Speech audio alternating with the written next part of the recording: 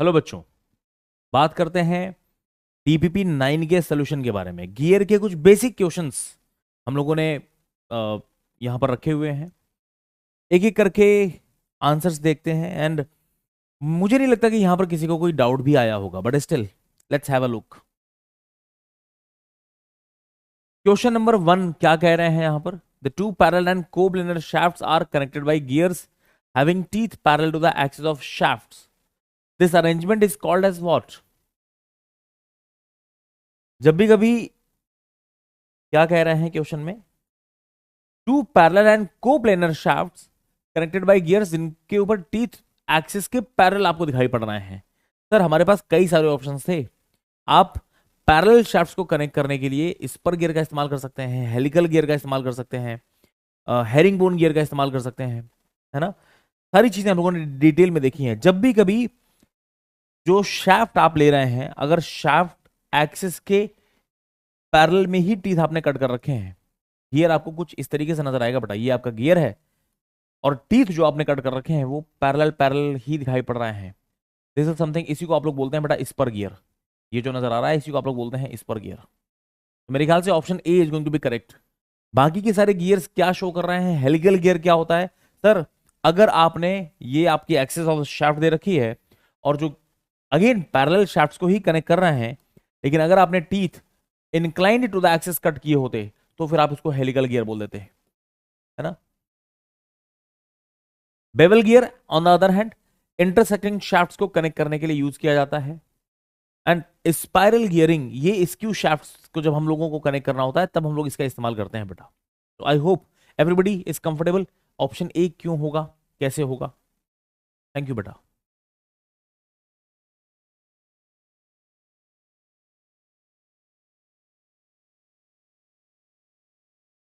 Next हम बात कर रहे हैं क्वेश्चन नंबर 2 के बारे में। क्वेश्चन 2 में क्या पूछ रहे हैं आपसे? क्वेश्चन 2 में they are asking the type of gears which are used to connect to non parallel non intersecting shafts. इसी को तो आप लोग स्क्यू शाफ्ट्स बोलते हैं बेटा। Non parallel non intersecting shafts, skew shaft यही चीज होती है। Non parallel non intersecting skew shafts को कनेक्ट करने के लिए किसका इस्तेमाल करते हैं बेटा? हम लोग बात कर चुके हैं। हम लोग स्क्यू शाफ्ट्स को कनेक्ट करने के लिए हम जो गियर्स का इस्तेमाल कर रहे हैं वहां पर प्योर रोलिंग पॉसिबल है ही नहीं, कोई ऐसी सरफेस दिखाई ही नहीं पड़ती है। और यहां पर जो गियर्स हम लोग यूज करने वाले हैं, those gears are called as spiral gears. Hypoid gear भी बोल देते हैं कभी कभी आप उसको, है ना। तो स्पाइरल गियर को टिक करेंगे और आगे बढ़ जाएंगे। Spur gear on the other hand, ये जिसमें शाफ्ट्स आपको पैरेलल नजर आ रही हैं तब आप इसका इस्तेमाल करते हो। हेलिकल गियर्स भी सर शाफ्ट पैरेलल हैं लेकिन teeth inclined to the shaft हैं। ये आपकी शाफ्ट दिखाई पड़ रही है और जो टीथ आपने कट कर रखे हैं वो इंक्लाइंड है। ऑन द अदर हैंड, अगर ये आपकी शाफ्ट दिखाई पड़ रही है और जो टीथ आपने कट किए हैं वो इसी शाफ्ट के पैरेलल पैरेलल कट कर रखे हैं, तो फिर हम इसको स्पर गियर बोल देते हैं। बात समझ में आ रही है? यहां पर इस क्वेश्चन का आंसर सी सही आंसर होगा बेटा। Thank you.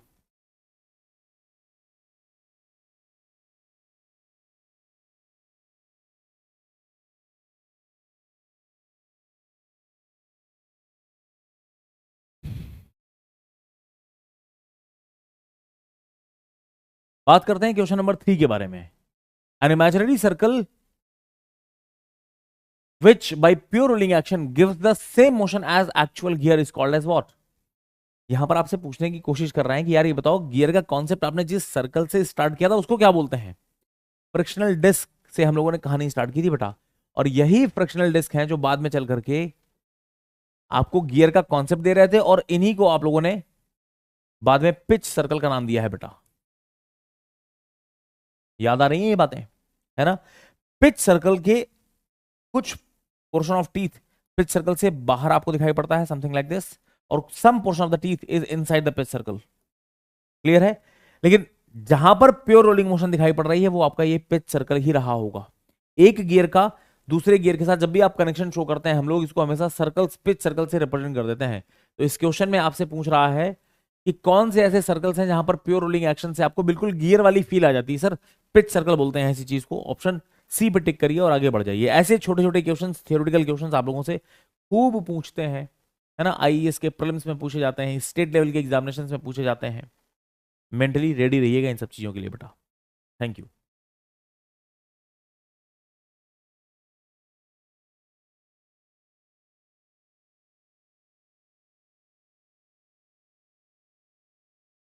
Let's talk about question number 4. The radial distance of tooth from pitch circle to the bottom of the tooth, इसको क्या बोला जाता है? नॉमेनक्लेचर में जब हम लोग देख रहे थे तो बहुत क्लियरली ये चीजें एक्सप्लेन की गई हैं बेटा। कहां से? पिच सर्कल से बॉटम ऑफ द टूथ के बारे में बात कर रहे हैं सर। ये पोर्शन हम लोगों ने देखा है, डायग्राम कुछ जाना पहचाना से लग रहा है। पिच सर्कल ये दिखाई पड़ रहा है और पिच सर्कल से बॉटम ऑफ द टूथ कहीं यहां ये दिखाई पड़ रहा है। ये जो रेडियल डिस्टेंस होती है इसी को आप लोग बोलते हैं बेटा डिडेंडम। जैसे समथिंग इसको बोला जाता है डिडेंडम बेटा। ये पूछ रहे हैं पिच सर्कल से अडेंडम सर्कल तक की जो डिस्टेंस होती है इसको हम लोग बोल देते हैं अडेंडम। तो यहां पर आपसे क्या पूछ रहे हैं? पिच सर्कल से बॉटम ऑफ द टूथ तक जो रेडियल डिस्टेंस है उसको क्या बोला जाएगा? एवरीबडी, आई थिंक सब बच्चों ने इसका आंसर कर दिया होगा। Option A is going to be correct answer बेटा। इजी है। Thank you.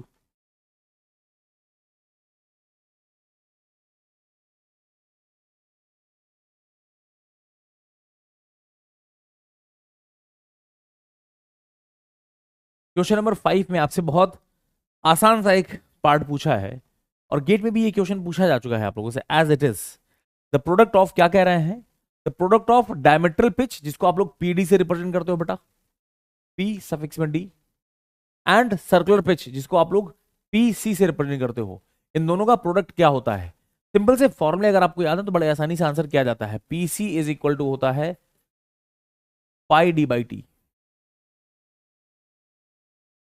PC is equal to pi D by T. On the other hand जो पीडी होता है जिसको आप लोग डायमेट्रल पिच बोलते हैं, this is defined as T by D ना। तो इनका प्रोडक्ट कितना हो जाएगा सर? कॉमन सेंस वाली बात, पीसी इंटू पीडी जब आप करेंगे तो आंसर आएगा पाई। ये चीज हम लोगों ने क्लास में भी देखी थी।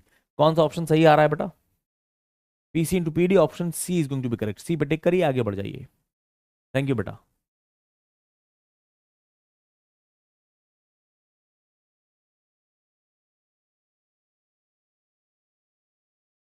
बात करते हैं क्वेश्चन नंबर 6 में। बहुत आसान सा क्वेश्चन है, अगेन फॉर्मुला बेस्ड क्वेश्चन है बेटा। नॉमेनक्लेचर जो हम लोगों ने पढ़ा है वहां से ये सारे क्वेश्चंस बड़ी आसानी से सॉल्व किए जा सकते हैं। Module is reciprocal of what? Module जिसको आप लोग स्मॉल एम से डिनोट करते हैं, मॉड्यूल की वैल्यू होती है डी बाई टी।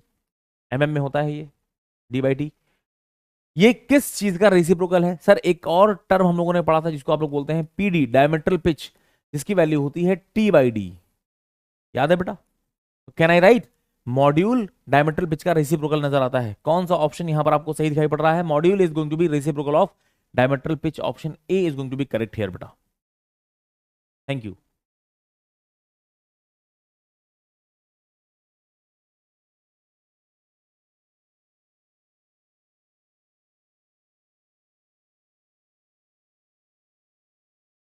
नेक्स्ट हम लोग बात कर रहे हैं क्वेश्चन नंबर 7 के बारे में। Mitre gears are used for what purpose? कुछ नाम दे रखे हैं, ग्रेट स्पीड रिडक्शन। ग्रेट मतलब बहुत ज्यादा स्पीड रिडक्शन करना है, ये तो गलत है क्योंकि सर ये तो वॉर्म एंड वॉर्म व्हील हम लोगों ने देखा है यहाँ पर। इक्वल स्पीड्स के लिए, मिनिमम एक्सियल थ्रस्ट के लिए, मैक्सिमम बैकलैश के लिए। तो पहले आप लोग माइट्रे गियर आखिर कहते किसे हैं वो देख लो एक बार। एक बेवल गियर का स्पेशल सिचुएशन है क्योंकि बेवल गियर इज समथिंग जो इंटरसेक्टिंग शाफ्ट को कनेक्ट करने के काम आता है। अब इंटरसेक्टिंग में भी थीटा कुछ भी हो सकता है, एनीथिंग 90 या 90 से कुछ अलग भी, लेकिन 90 डिग्री के शाफ्ट को अगर हम कनेक्ट कर रहे हैं टू इक्वल गियर्स से तो इसी को बोलते हैं माइट्रे गियर। और यहां से बिकॉज दोनों का साइज सेम है, नंबर ऑफ टीथ सेम है, तो जो गियर का स्पीड यहां पर होगा वही आपको आउटपुट में मिल रहा होगा। तो कैन आई से यहां पर माइट्रे गियर्स में जो सबसे करेक्ट ऑप्शन मुझे दिखाई पड़ रहा है that is going to be your option B. Intersecting perpendicular वाली शाफ्ट को कनेक्ट कर रहे हैं और इक्वल स्पीड कैरी कर रहे हैं। गियर 1 एंड गियर 2 दोनों की स्पीड आप लोगों को omega 1 will be equal to omega 2। This is something. तो ऑप्शन बी को टिक कर सकते हैं, आगे बढ़ जाएंगे। थैंक यू बेटा।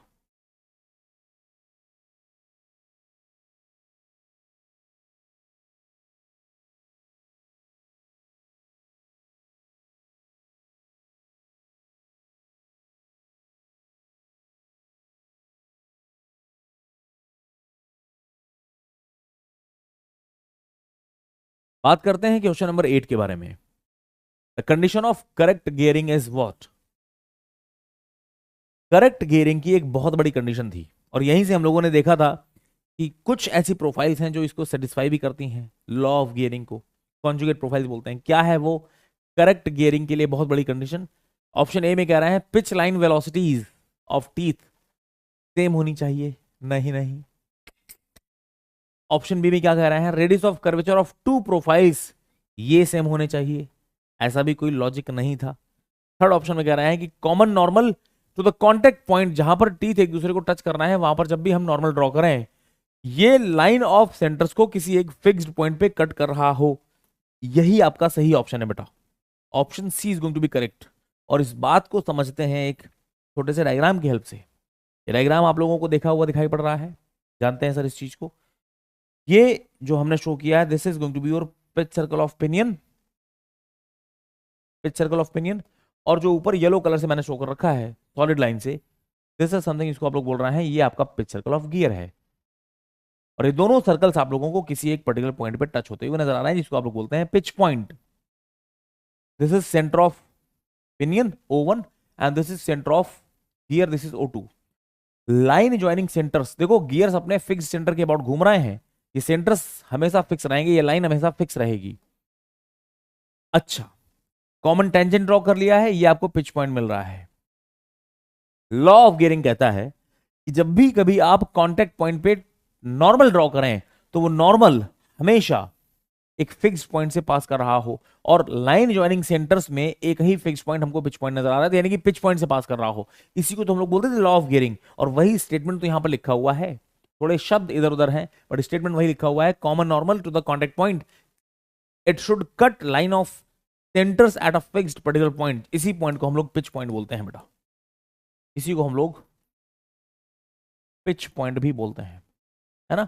तो स्ट्रेट फॉरवर्ड क्वेश्चन है, सीधे सीधे स्टेटमेंट पूछ लिया यार तुमसे, ऑप्शन सी को टिक करके हम लोग सीधा आगे बढ़ सकते हैं। थैंक यू बेटा।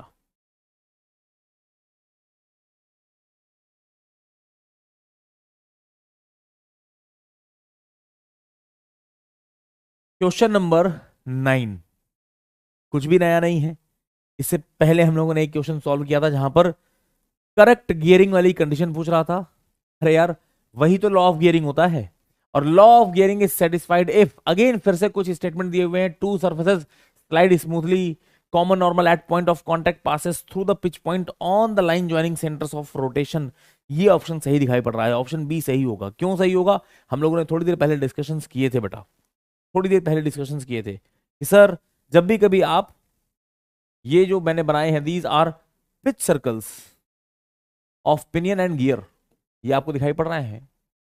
जब भी कभी आप कांटेक्ट पॉइंट पे टीथ जो दिखाई पड़ रहे होंगे सर, छोटे वाले गियर का टीथ कहीं ये दिखाई पड़ रहा है, अलग दिखा रहा हूं मैं, और बड़े वाले गियर का टीथ कहीं आपको मान लेते हैं ये दिखाई पड़ रहा है।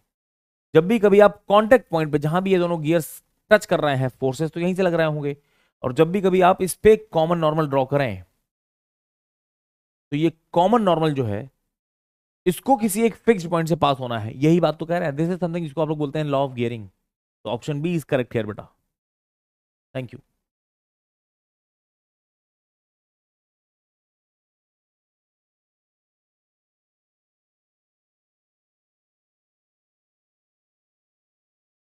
अब बात करते हैं क्वेश्चन नंबर 10 के बारे में। Involute profile is preferred to cycloidal because, या फिर ऐसा बोलना चाहिए कि involute is preferred over cycloidal because of what reason. आपसे रीजन पूछने की कोशिश कर रहे हैं। ये profile is easy to cut, involute बहुत आसान होता है कट करना, नंबर 21। ऑप्शन बी में कह रहे हैं only one curve is required for this involute profile. Option C में कह रहे हैं the rack has straight line profile and hence it can be cut accurately, and option D is none of the above. तो ये चारों options में से सबसे एक्यूरेट आंसर क्या लग रहा है? हालांकि साइक्लोइडल के ऊपर इन्वॉल्यूट को यूज करने का जो बेसिक पर्पस है वो हम लोग देख चुके हैं। साइक्लोइडल में centre distances are going to be fixed, थोड़ा सा भी वेरिएशन अलाउड नहीं है, लेकिन इन्वॉल्यूट में थोड़ा बहुत वेरिएशन है तो काम चल जाता है। हाँ, एक बहुत बड़ी प्रॉब्लम थी इन्वॉल्यूट में कि इंटरफ्रेंस वाला फिनोमेना यहां पर था, जिसकी वजह से हमको बहुत बड़ी एनालिसिस भी करनी पड़ी।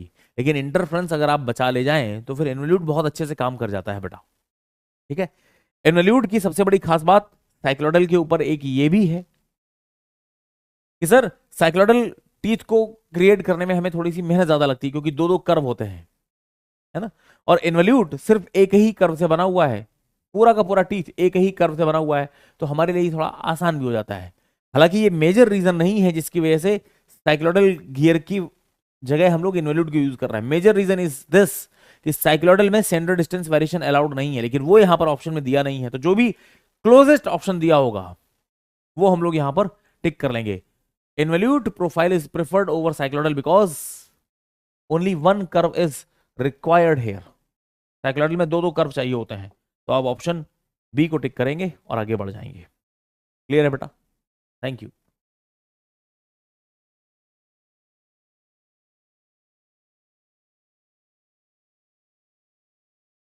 क्वेश्चन नंबर 11 में क्या कह रहे हैं? Contact ratio for gear is how much? कितना होता है, या आप ऐसे समझो कि ये पूछना चाह रहे हैं कि कितना चाहते हैं हम लोग, है ना। गियर्स की दुनिया में आप पहली शर्त तो यही होती है कि कंटिन्यूअस मोशन ट्रांसमिशन हो, मतलब एक टीथ इससे पहले डिसंगेज हो, इसके डिसंगेज होने से पहले ही कोई दूसरा पेयर इंगेज हो जाए। अब वो पिनियन से गियर तक मोशन ट्रांसफर करेगा, और इससे पहले कि ये पेयर कुछ देर तक तो टच में रहेंगे, कुछ देर के बाद ये दोनों पेयर एक दूसरे से डिसंगेज हो जाएंगे, लेकिन इनके डिसंगेज होने से पहले ही हम चाहते हैं कोई एक दूसरा पेयर यहां पर इंगेज हो जाए। यानी कि हम चाहते हैं कि जब भी हम देखें तो कम से कम एक पेयर हमको कांटेक्ट में दिखाई पड़े। ज्यादा है तो बहुत अच्छी बात है, और इसी को हम लोग कहते हैं कि बेटे हम चाहते हैं कि कांटेक्ट रेशियो मोर देन और इक्वल टू 1 चाहते हैं थियोरेटिकली, है ना। प्रैक्टिकली अगर आप बात करें तो ये मोर देन 1.5, मार्केट में 1.5 से ज्यादा ही इस्तेमाल किया जाता है बेटा। तो contact ratio for gear is कितना चाहते हैं? थियोरेटिकली मोर देन और इक्वल टू 1। ठीक है, तो ग्रेटर देन 1, ऑप्शन सी को टिक करेंगे और आगे बढ़ जाएंगे। थैंक यू बेटा।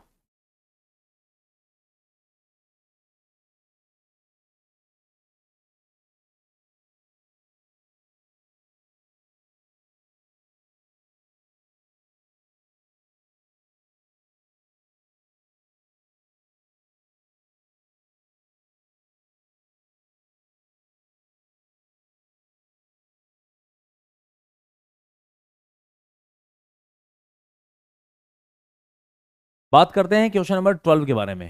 क्वेश्चन में क्या पूछ रहे हैं? Maximum length of arc of contact बताइए क्या हो सकती है। आर्क ऑफ कॉन्टैक्ट की मैक्सिमम लेंथ क्या हो सकती है for two mating gears in order to avoid interference? Interference ना हो, और अब बताओ मैक्सिमम कितना हो सकता है।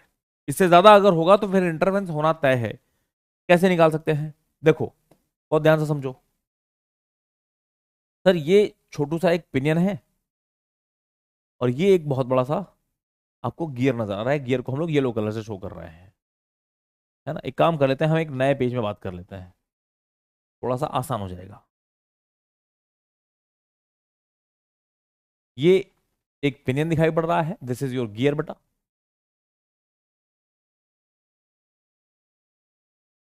ठीक है,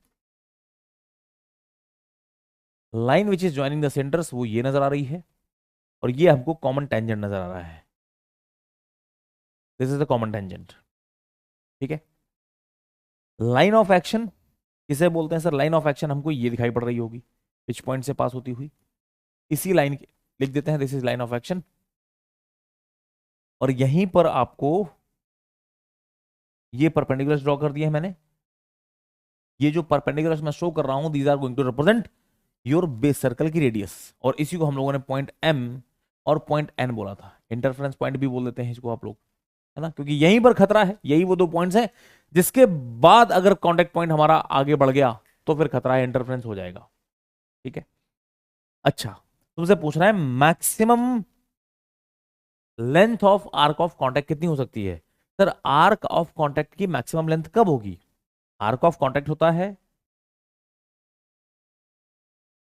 arc of contact is equal to path of contact जो भी है डिवाइडेड बाई कॉस फाई। ये मैक्सिमम कब होगा? जब पाथ ऑफ कांटेक्ट मैक्सिमम होगा। हमें ये देखना है कि पाथ ऑफ कांटेक्ट मैक्सिमम कब हो सकता है। सर जनरली पाथ यहां से स्टार्ट होता है और यहां कहीं खत्म हो जाता है। ये पॉइंट बढ़ते बढ़ते पॉइंट एन तक पहुंच सकता है और ये पॉइंट ज्यादा से ज्यादा पॉइंट एम पर हो सकता है। इससे ज्यादा मतलब पाथ ऑफ कांटेक्ट की मैक्सिमम वैल्यू यहां से लेकर के यहां तक हो सकती है, इससे ज्यादा तो किसी भी कीमत पे नहीं हो सकती है। Getting my point? तो फॉर दिस करेस्पॉन्डिंग सिचुएशन, यही वो सिचुएशन है जहां पर इंटरफ्रेंस भी नहीं हो रहा है, पाथ ऑफ कांटेक्ट मैक्सिमम है। इसके लिए मैं आर्क ऑफ कांटेक्ट निकालूंगा। कैसे निकाल सकते हैं बेटा? कैसे निकाल सकते हैं? कैसे निकाल सकते हैं सर? आप बस एक काम कर लीजिए। क्या निकालना है? हमको ये वैल्यूज निकालनी है। कौन सी? ये वाली वैल्यू। कैसे निकाल सकते हैं? आपको ये पता है, दिस इज स्मॉल आर बेटा, पिच सर्कल का रेडियस पिनियन का, ये एंगल होता है फाई। सिमिलरली ये कैपिटल आर दिखाई पड़ रहा है आपको from here till this point, ये कैपिटल आर है। अगेन ये भी एंगल आपको फाई दिखाई पड़ता है। आर का ये एंगल 90 डिग्री दिखाई पड़ रहा है। आर साइन फाई, इसको क्या लिख सकते हो आप? This is going to be your R, R sin phi. और ये क्या है आपका? This is small R sin phi. मिल गया आपको? This value plus this value, यही तो है मैक्सिमम पाथ ऑफ कांटेक्ट। निकाल सकते हैं क्या sir? Maximum path of contact की वैल्यू कितनी हो जाएगी बेटा? This value comes out to be small R sin phi plus capital R sin phi. तो साइन फाई कॉमन लो, small R plus capital R, ये लिखा हमने मस्त साइन फाई। ये हो गई मैक्सिमम वैल्यू। और अगर मैक्सिमम वैल्यू पता है तो डिवाइड बाई कॉस फाई करेंगे तो आपको maximum value of arc of contact मिल जाएगी। क्लियर है? तो maximum value of arc of contact क्या लिखा जा सकता है? This can be written as path of contact maximum value R plus R sin phi divided by cos phi. कितना आ जाएगा? R plus capital R tan phi आ रहा है। देख लीजिए कौन सा ऑप्शन सही नजर आ रहा है। R plus R tan phi, which option? Option C is correct. C को टिक करिए, आगे बढ़ जाइए। अच्छा क्वेश्चन था ये। थैंक यू बेटा।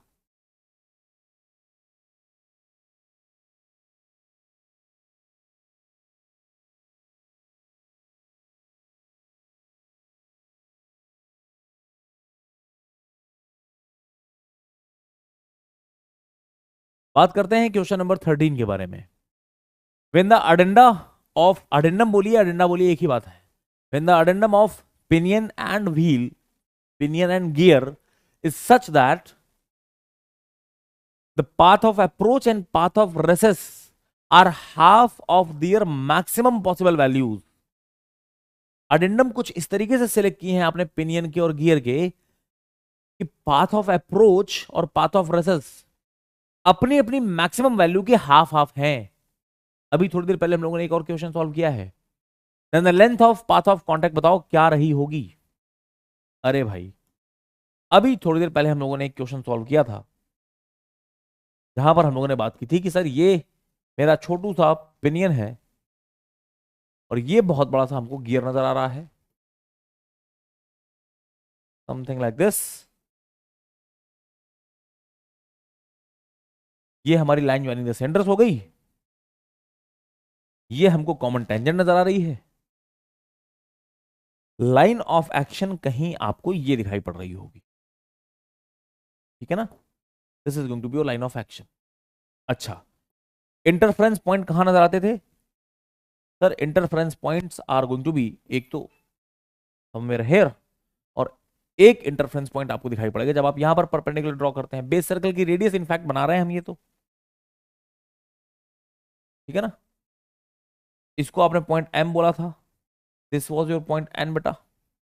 तुमसे कह रहे हैं पाथ ऑफ अप्रोच, यानी कि कहीं यहां पर के होता है, ये जो पाथ ऑफ अप्रोच है ये वैल्यू अपने मैक्सिमम का हाफ है। Getting your point? Maximum value कितनी हो सकती है विदाउट हैविंग इंटरफ्रेंस? सर ये पूरी वैल्यू, इसको आप लोगों ने थोड़ी देर पहले क्या लिखा था? If this is angle phi और ये आर है तो ये आपका आर साइन फाई होता है। तो आपसे कह रहे हैं पाथ ऑफ अप्रोच, जिसको आप लोग केपी बोलते हैं, के कहीं यहां रहा होगा। This is point K, this is pitch point and somewhere here you are going to have point L, exactly इसके मिड पॉइंट पे है। Can I write this KP distance कितनी दे रखी है? इसका हाफ वैल्यू केपी दिया हुआ है आपको, ये वैल्यू कितनी है बेटा? This is nothing but R sin phi, R sin phi का हाफ दिया हुआ है। सिमिलरली पीएल की वैल्यू कितनी दे रखी है? ये दिया हुआ है कैपिटल आर साइन फाई का हाफ। पाथ ऑफ कॉन्टैक्ट पूछ रहा है, ऐड कर दीजिए, कितना हो जाएगा? Small R path of contact is equal to कितना हो जाएगा? Small R plus capital R divide by 2 sin phi. Check करिए which option is correct. Small R plus capital R by 2 sin phi. Option कौन सा option सही है बेटा? Option A टिक करिए, मस्त आगे बढ़ जाइए। इजी क्वेश्चन है। थैंक यू बेटा।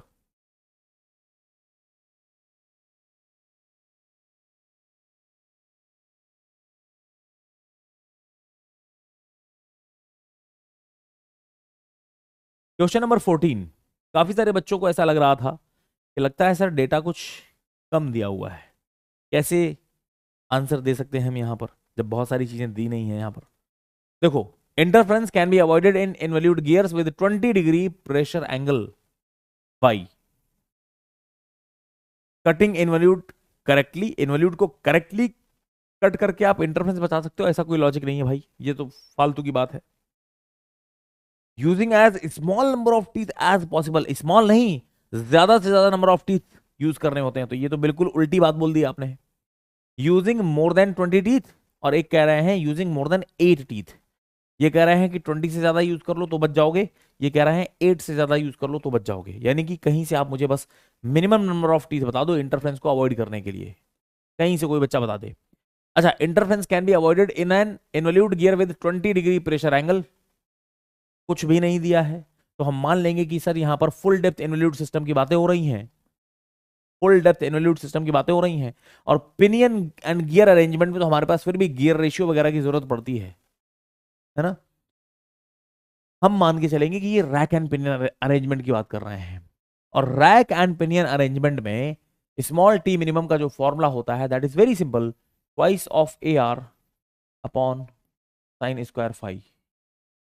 सर प्रेशर एंगल आपको दिया हुआ है, फ्रैक्शनल अडेंडम नहीं दिया है, हम मान के चल रहे हैं कि फुल डेप्थ इनवॉल्यूट सिस्टम की बातें हो रही हैं, तो इसको आप रख देंगे 1। इमेजिन कर रहे हैं, एज्यूम कर रहे हैं, ठीक है। तो टी मिनिमम कितना आ रहा है बेटा? दूसरा कोई ऑप्शन ही नहीं है हमारे पास, क्वेश्चन के हिसाब से दूसरा कोई ऑप्शन ही नहीं है। Small T minimum 2 × 1 divide by pressure angle कितना दिया हुआ है? 20 degree. Put down all these values and try to solve it. Calculator से जब आप पूछेंगे तो क्या आएगा? साइन 20 स्क्वायर कर लीजिए, 2 डिवाइड बाई आंसर कर लीजिए 17.09। Small T minimum number of teeth की वैल्यू आ रही है 17.09, यानी कि नेक्स्ट इंटीजर वैल्यू हम क्या लेंगे बेटा? 18 टीथ। कम से कम 18 टीथ आप प्रोवाइड करिए, कम से कम 18 टीथ आप प्रोवाइड करिए, तब जाकर के आपका इंटरफ्रेंस बच सकता है। और यहां पर 8 तो गलत हो गया फिर, तो यार 18, ये बोल रहे हैं 18, तुम एक काम कर लेना, 20 से ज्यादा ऑप्शन सी को टिक करो और मस्त आगे बढ़ जाओ बेटा। Thank you.